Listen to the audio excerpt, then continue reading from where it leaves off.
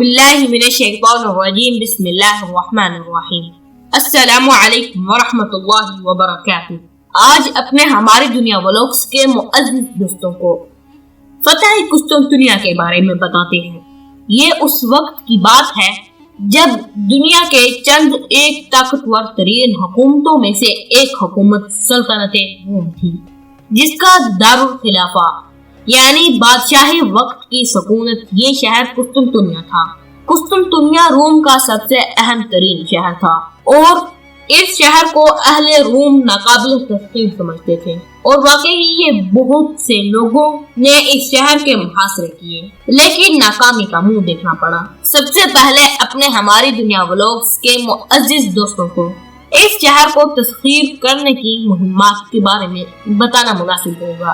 بازنطینی سلطنت کی تاریخ میں قسطنطنیہ کے کم از کم 24 محاصرے ہوئے ہیں۔ ان محاصروں میں 2 مرتبہ قسطنطنیہ بیرونی افواج کے ہاتھوں فتح ہوا۔ ایک مرتبہ 1204 عیسوی میں چوتھی صلیبی یورپ کے عیسائیوں نے اس کی اینٹ سے اینٹ بجائی، اور دوسری مرتبہ 1453 میں سلطان محمد فاتح کی زیر قیادت عثمانی افواج نے اسے فتح کیا۔ مسلمانوں کے محاصرے۔ سب سے پہلی مہم اس شہر کی طرف حضرت عثمان غنی رضی اللہ عنہ کے دور میں بھیجی گئی۔ اس کے بعد مسلمانوں نے اس شہر کا دوسرا محاصرہ 674 عیسوی میں حضرت امیر معاویہ رضی اللہ عنہ اور سیدنا حضرت امام حسن رضی اللہ تعالی عنہ کی صلح کے فوراً بعد کیا گیا، جس میں خاطر ہوا کامیابی تو حاصل نہ ہوئی، لیکن مسلمانوں کی دھاک بازنطینی حکومت پر ضرور بیٹھ گئی۔ تیسرا محاصرہ اموی خلیفہ سلیمان بن عبد الملک کے دور میں 717 عیسوی میں کیا گیا، جس کی قیادت خلیفہ کے بھائی مسلمہ بن عبد الملک نے کی۔ اس ناکام محاصرے کو عیسائی مشہور جنگ بلات الشہداء کی طرح سمجھتے ہیں، کیونکہ اس میں ناکامی کے باعث اگلے 700 سال تک یورپ میں مسلمانوں کی پیش قدمی رکی رہی اور بنی امیہ کی فتوحات کو بھی زبردست دھچکا پہنچا۔ محاصرے کے دوران ہی سلیمان بن عبد الملک وفات پا گیا اور حضرت عمر بن عبد العزیز نے تخت سنبھالا، اور ان کے حکم پر شہر کا محاصرہ اٹھا لیا گیا۔ اس محاصرے میں مسلمانوں کا زبردست جانی نقصان ہوا۔ اس نقصان کے بعد مسلمانوں نے اس شہر پر کوئی خاطر خواہ حملہ نہیں کیا۔ پھر تقریباً 700 سال بعد ترک عثمانیوں نے اس شہر کے 3 محاصرے کیے، جن میں پہلا محاصرہ 1396 عیسوی میں کیا گیا، جو سلطان بایزید یلدرم کی قیادت میں ہوا۔ تاہم تیموری حکمران امیر تیمور بیگ گوروکانی صاحب قرون کی سلطنت عثمانیہ کے مشرقی حصوں پر حملوں کے باعث بایزید کو یہ محاصرہ اٹھانا پڑا۔ تیمور اور بایزید کا ٹکراؤ انقرہ کے قریب ہوا، جس میں بایزید کو شکست ہوئی۔ دوسرا محاصرہ 1422 عیسوی میں عثمانی سلطان مراد ثانی نے کیا، تاہم بازنطینی شہر کا دفاع کرنے میں کامیاب رہے۔ 1453 عیسوی میں شہر کا آخری محاصرہ سلطان محمد فاتح نے کیا، جس میں مسلمانوں نے محیر العقل کارنامے انجام دیتے ہوئے شہر کو فتح کر لیا۔ آئے اپنے ہماری دنیا ولاگس یوٹیوب چینل کے معزز دوستوں کو اس عظیم فتح کے بارے میں بتانے کی کوشش کرتے ہیں۔ قسطنطنیہ 29 مئی 1453 عیسوی کو سلطنت عثمانیہ کے ہاتھوں فتح ہوا۔ صدیوں تک مسلمان حکمرانوں کی کوشش کے باوجود دنیا کے اس عظیم شان شہر کی فتح عثمانی سلطان محمد ثانی کے حصے میں آئی، جو فتح کے بعد سلطان محمد فاتح کہلائے۔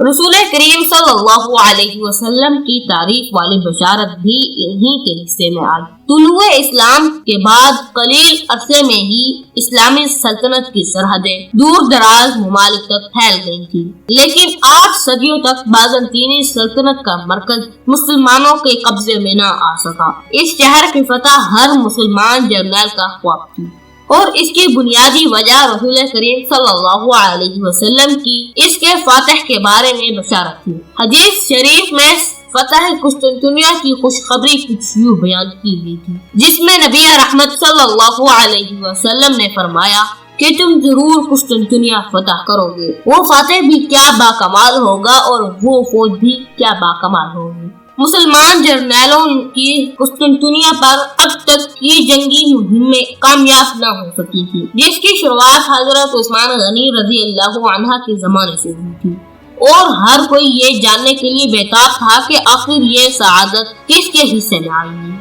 پھر وہ مبارک دن بھی آ گیا کہ جب ترک سلطان مراد دوئم کا ہونہار بیٹا سلطان محمد 2.5 لاکھ سے زائد فوج اور بھاری توپوں کے ساتھ قسطنطنیہ فتح کرنے کے لیے نکلا۔ سلطان محمد فاتح نے اجلاس کے دوران اپنے درباریوں پر، جو کہ قسطنطنیہ کو فتح کرنے کا متفقہ فیصلہ کر چکے تھے، یہ واضح کیا کہ رومی سلطنت عثمانی تخت و تاج کے دعوے داروں کو پناہ دیتی رہی تھی اور اس طرح مسلسل خانہ جنگوں کا باعث بنی۔ اس امر کو بھی زیر بحث لایا گیا کہ یہ رومی سلطنت ہی تھی جو جنگیں چھیڑنے میں پیش تھی۔ قسطنطنیہ کو سولونیکا کی طرح مغربی کیتھولکس کے حوالے کرنے کا یہ مطلب ہوگا کہ عثمانی سلطنت کبھی بھی مکمل طور پر خود مختار نہ ہو سکے گی۔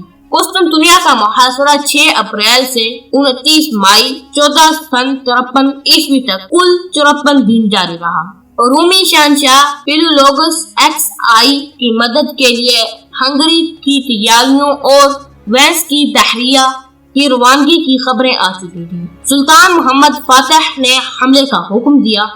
عثمانی بحری بیڑے کی مداخلت روکنے کے لیے دشمن نے قسطنطنیہ کے ساحل پر باڑ لگوا دی۔ سلطان محمد نے اپنے جہازوں کو شہر کی دوسری جانب لے جانے کا حکم دیا۔ سلطان محمد کی افواج صحرا کے ذریعے، جو کہ اب تک ناقابل رسائی تصور کیا جاتا تھا، اپنے جہازوں سمیت قسطنطنیہ کے پچھلے دروازے پر پہنچ گئی۔ سلطان نے سب سے پہلا کام یہ کیا کہ اس مشہور شہر کو یورپی مدد سے محروم کرنے کے لیے ابنائے باسفورس پر قبضہ کر لیا اور یورپی کنارے پر ایک مضبوط قلعہ تعمیر کیا، جس میں عام سپاہیوں کے ساتھ سلطان نے اپنے ہاتھوں سے پتھر لگائے۔ اس کے بعد شہر کا گھیراؤ کر لیا گیا اور کئی روز تک مضبوط فصیلوں پر توپوں کے بھاری گولے برسائے گئے۔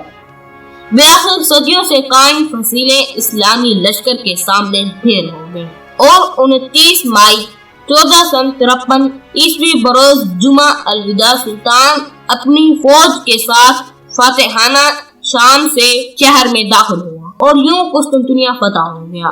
یونانیوں کو قسطنطنیہ واپس آنے کی اجازت دے دی گئی، جو فتح کے بعد ہرجانہ ادا کرنے لگے اور انہوں نے ایک خاص مدت کے لیے محاصل سے چھوٹ دے دی۔ فتح کے اگلے روز قسطنطنیہ کے بڑے وزیر کیلنڈر لے کو برطرف کر کے گرفتار کر لیا گیا اور اس کی جگہ اس کے حریف زگانوز کو تعینات کر دیا گیا۔ قسطنطنیہ کی فتح نے سلطان محمد فاتح کو راتوں رات مسلم دنیا کا مشہور ترین سلطان بنا دیا۔ اس وقت سے لے کر آج تک دنیا کی تاریخ میں انہیں سلطان محمد الفاتح کے نام سے یاد کیا جاتا ہے۔ انہوں نے شہر کے مرکزی کلیسا میں جمع ہو جانے والے مقامی عیسائیوں کو عام معافی دے دی اور چرچ کی جگہ ایک عظیم شان مسجد تعمیر کروائی۔ یہ پہلا موقع تھا کہ قسطنطنیہ کی فضائیں اذان سے گونج اٹھیں۔ سلطان نے اپنے دور میں 300 سے زائد عالیشان مساجد تعمیر کروائیں، جن میں سے سلطان محمد مسجد اور ابو ایوب انصاری رضی اللہ عنہ مسجد بہت ہی مشہور ہے۔ فتح قسطنطنیہ کے بعد قسطنطنیہ کو اسلام بورڈ یعنی اسلام کا گھر کا نام دیا گیا، جو بعد میں استنبول کہلانے لگا۔ تاریخ کی کتابوں میں آج بھی سلطان محمد الفاتح کو دنیا کے عظیم ترین فاتحین میں شمار کیا جاتا ہے۔ دوستو، آج کے لیے صرف اتنا ہی۔ مجھے امید ہے کہ آج کی یہ میری ویڈیو آپ سب دوستوں کو پسند آئی ہوگی۔ اگر پسند آئی ہے تو پلیز میری اس ویڈیو کو لائک، شیئر، کمنٹ ضرور کریں۔ ملتے ہیں ایک نیکسٹ ویڈیو میں، تب تک کے لیے دیں اجازت۔ السلام علیکم ورحمۃ اللہ وبرکاتہ۔